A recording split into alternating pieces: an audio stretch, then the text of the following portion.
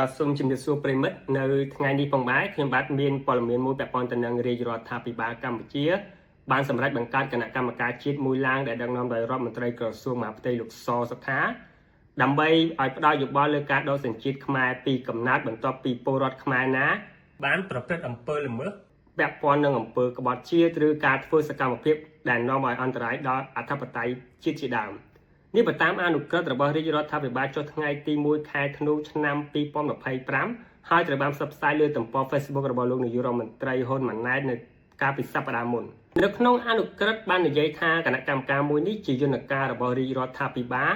ក្នុងការពិនិត្យស្រាវជ្រាវវិតម្លៃនិងផ្ដល់យោបល់ជូនរាជរដ្ឋាភិបាលពាក់ព័ន្ធនឹងការដកសញ្ជាតិខ្មែរពីកំណើតចំពោះពលរដ្ឋខ្មែរបានប្រព្រឹត្តអំពើល្មើសដូចជាទី1អំពើក្បត់ជាតិឬធ្វើសកម្មភាពខុបខិតគ្នាជាមួយបរទេស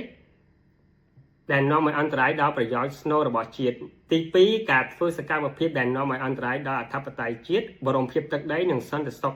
ជាតិទី3ការចូលបម្រើកងទ័ពនៃរដ្ឋបរទេសដោយស្ម័គ្រចិត្តឬបំពេញតួនាទីជាមន្ត្រីសាធារណៈនៃរដ្ឋបរទេស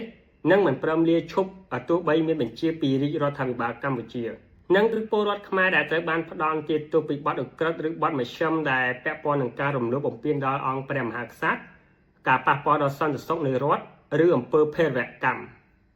គណៈកម្មការជាតិនេះមានសមាជិកសរុបចំនួន15រូបក្នុ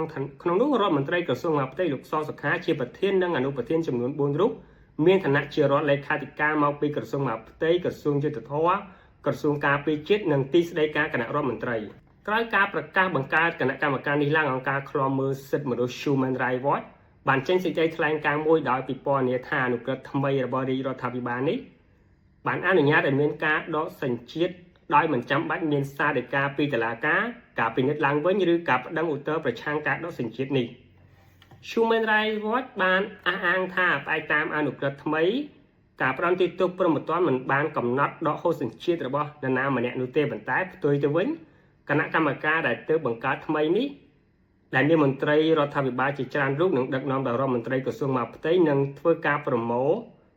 ផុសតាងស៊ើបអង្កេតនិងផ្ដល់យោបល់ថាតើសញ្ជាតិគួរតែត្រូវបានលុបចោលឬអត់អង្គការ Human Rights Watch យល់ថាដំណើរការនេះខ្វះស្តង់ដារនីតិវិធីជាមូលដ្ឋានដែលត្រូវបានទាមទារក្រោមច្បាប់អន្តរជាតិដូចជាការពិនិត្យឡើងវិញផ្នែករដ្ឋបាលឬតុលាការឬសិទ្ធិប្តឹងឧទ្ធរណ៍ប្រឆាំងលើការសម្រេចចិត្តហ្នឹងតែទោះជាយ៉ាងណាក៏ដោយបើតាមវិសោធនកម្មច្បាប់ស្តីពីសញ្ជាតិមាត្រា29ឲ្យដឹងថាការដកសញ្ជាតិខ្មែរពីកំណើតអាចធ្វើទៅបានលុះត្រាតែប្រជាពលរដ្ឋខ្មែររូបនោះមានអាយុ18ឆ្នាំយ៉ាងតិចនិងមានសញ្ជាតិមួយផ្សេងទៀតឬមានមូលដ្ឋានដែលអាចជឿជាក់ថាប្រជាពលរដ្ឋខ្មែររូបនោះ